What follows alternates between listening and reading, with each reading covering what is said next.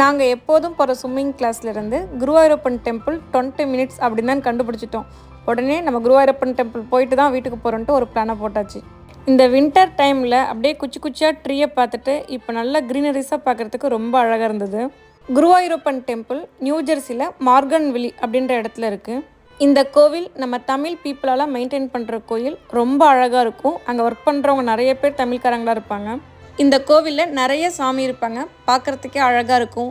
சிவன், பெருமாள், குருவாயூரப்பர், மீனாட்சி, காமாட்சின்ட்டு நம்ம அப்படியே ஊரில் கோவிலுக்கு போன ஃபீல் இருக்கும். இங்கே ஈவினிங் டைமில் 6:30லேருந்து 7 o'clock நடை திறந்து பூஜை பண்ணுவாங்க.